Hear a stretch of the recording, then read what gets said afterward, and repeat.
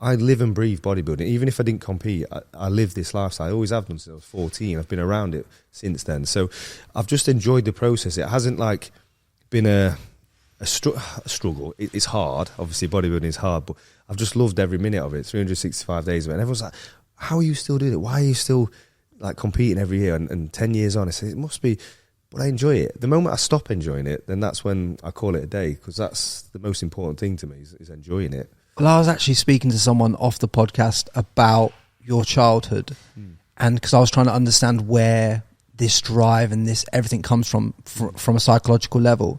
And one thing that they told me was that your mum had you working from like 12, 13 years old and taught you the value of hard work, and you had to go out and you had to earn and you had to provide. Yeah. And I think that must have been a pivotal point for you to kind of see that work ethic was rewarded, right? 100%, yeah. Like my mum, when you look at her background, like she had to graft. Like she was a serious grafter. She was on her own from the age of 15 in her own apartment in Nottingham and stuff. So, yeah, that was instilled to us from a very young age. And I was, like I say, I was 13 when I started knocking on doors, car washing. I'd have to give my mum board. It was only a little bit, but then when I was 14, I was pot washing every evening on a weekend, doing that, and then removals on a Saturday when I was 14. Again, paid board for that. If we weren't out of bed by 7 o'clock on a weekend, the Hoover would come in and we'd have a list of chores to do. We'd be washing the windows, we'd be cleaning the house, we'd be doing everything. We were told we had to graft, we had to work. Did you ever ask her why it was so important to her? No, it was just a thing that we were taught to do. That's what it's weird because I'm built very different. I'm built like my mum in a lot of ways. And like my brother and my sister, they're coming into their own now, but I said they're very not comfortable. Like they always work for somebody else, and they've got brilliant careers in what they do, but they've always had that comfort zone. Whereas I don't know, I've never been able to be in a comfort zone. I've always tried to push myself out of them and test myself. I always wanted to be self-employed. I could never work for somebody. From the age of 18, I wanted to be self-employed, and I don't know, there's just something, and I've always wanted to graft. I just can't sit still.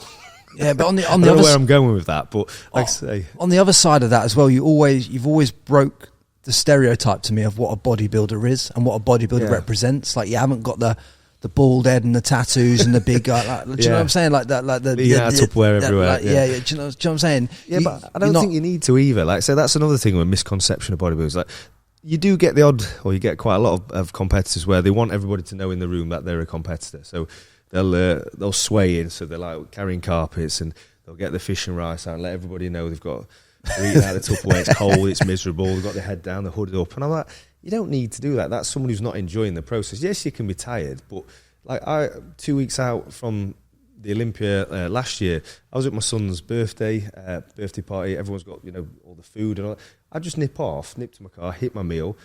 People just thought I'd gone to the bar and got a round of drinks. Yeah. No one needs to know. And I'm not trying to like eat in silence. It's just become part of my life where it's a necessity in my job. I do it and I crack on with. Yeah, but you don't tell everyone about it. No one needs to know about it. And I really respect that, because it's like when you see there's a lot of posts that go on Instagram these days and they'll be like hitting bicep, but their arse will be in the shot. Like it's like, we didn't ask for that. You know what I'm saying? Like it's like, why does it need to be in every shot? Yeah, I know what you're saying. That's the same with Tupperware, bodybuilders, the stereotypes. I mean, do you feel like, well, with this show that you're building and everything that you're trying to build within bodybuilding, you're trying to change the culture of how it's seen? 100%, yeah. So for instance, this year, I was really proud of the Ryan Terry British Championships, because that was something I won 10 years ago. And I always said, if I was still in the industry and I was still about, I wanted to give back to British bodybuilding. Once I've achieved what I've achieved and stuff, and I'd love to start giving back to it. And over the years, I feel like British bodybuilding is like faded off. It's like diluted itself a little bit, and it's just become, I don't know, it's like got a bit of a bad rep, and it's not had that prestige. Like when I won it felt prestigious, like in 2013, because they were in like theatres and stuff. They were packed out theatres, and it was just the standard was there, and I don't know, it just felt amazing to be a part of. And like over the last few years, I just don't feel like it's been that. So I said, it's time to start giving back, and that show was the pivotal point for my career. Yeah. In 2013, that's when I turned pro. I was still fitting taps on a weekend and still doing pot washing up, but at that point, it was when I became a professional athlete and sponsors started paying me full time and all that kind of stuff. So I felt like I owed a lot to that show. So we invested a lot, and we put on one hell of a production. Me and Jim Sharp, we collaborated with Two Bros, and it was amazing to see. I brought Phil Heath over, Kai Green, and it just reiterated where UK bodybuilding should be, and that's what I'm trying to do. And we hopefully get it again this year. We'll do it again this year and try and do it bigger and better, and keep proceeding. It must have been hard over your career to go to these Mr. Olympia events, and you're up against all the Americans and all the top athletes that have all the money, the backing, the sponsorships, everything behind them.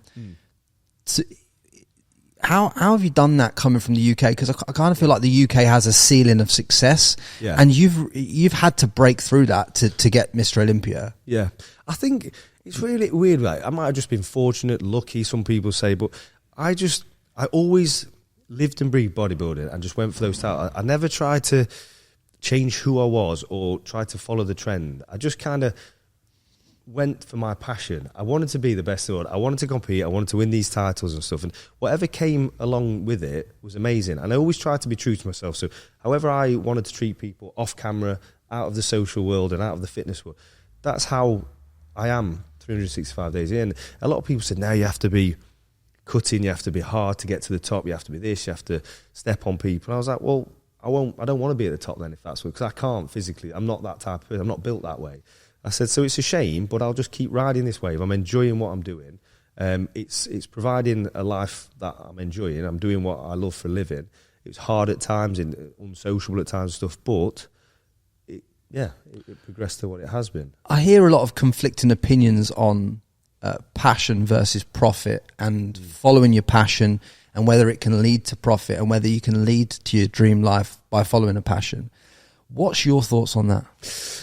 Yeah, it's difficult, that, isn't it? Because in this day and age, you can't do anything without money. It's so dictated to, isn't it, with money and stuff. And I've what's the word? Fell foul of that. I've where I'm at the minute, I've put myself in a position, I'll be honest, where I've probably put pressure on my family, which I didn't need to do, because my passion was building this gym and building a facility, building a community, which is just brilliant to be a part of and being around. So this is putting into this, but it has put so much stress, and so like financial stress, but just mental stress and physical stress on my family. And I look at it and I think, was it worth it? Because I was happy.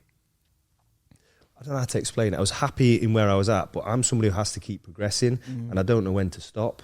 And then there's times, like I say, it's been really hard doing this, really hard. And like I say, I see my family suffering. I'm thinking, did I need to do this like for a financial gain, or I was content, happy? I don't know if I'm going off track here, but no, I think what you want is, you want to get the most juice out of your life possible, but you're always questioning. It's good to hear you question. You're always questioning, is it for the right motive? Yeah. And the thing, my worry, and this is one thing, is I have such a competitive mindset that when this is all over, how am I going to fill that void? How am I going to fill that competitive mindset? And this, what I thought was going to be it. So because I was looking at retiring, I was like, I need something to do, Amy. Like, I need to keep progressing. I need to feel like I've got something to work towards. And that's what I was filling my time with this and trying to do it. And yeah, there's something I need to address at some point.